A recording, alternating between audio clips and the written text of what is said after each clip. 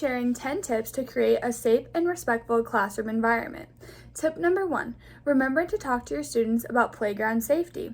They should know not to climb up the slide when another child is trying to go down, not to walk in front of the swings when people are swinging, and they should know how high to go when swinging so that they don't fall out backwards.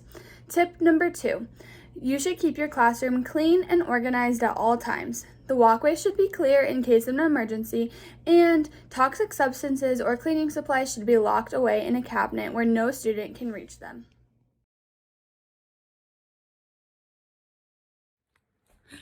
Hello, so today I'm going to be sharing tips 3 and 4 of our 10 tips. The first tip is that you need to have a safe space for your students to express their concerns. This space could look like an anchor chart. It could look like a just a little box. It could look like them writing a note to you. It could look like anything. Just having that place that they can share whatever they need to share with you. The next thing would be to build a safe relationship with your students. That just ties off of the last thing.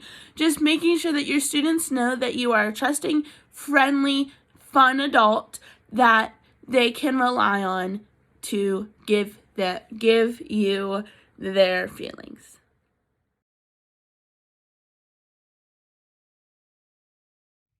Tip number 5, make sure students know what websites they can and cannot use and why.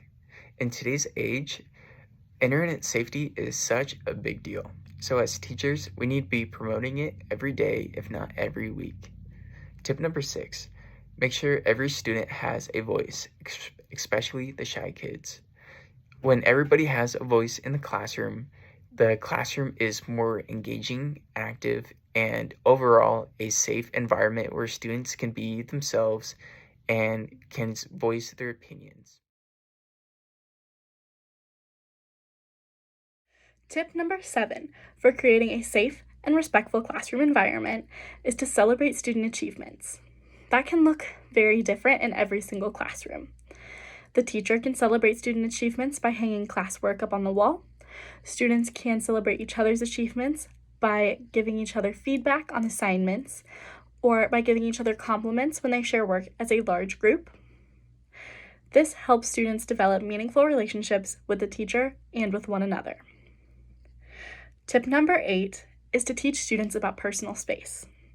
When it comes to students, they're often used to being each other's friends outside of the classroom. This means that they can hug, high five, be in close contact with one another. That may not always be appropriate for the school setting and may make other people uncomfortable.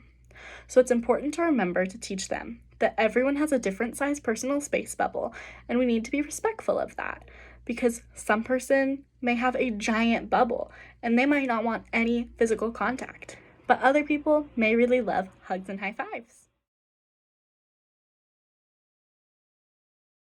For the top 10 tips for a safe and respectful classroom, it is important to treat others how you want to be treated, because it'll reduce bullying and it will develop more connections for everyone within the classroom.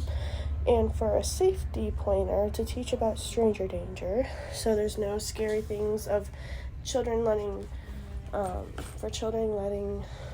strangers into the building or riding home from school with strangers.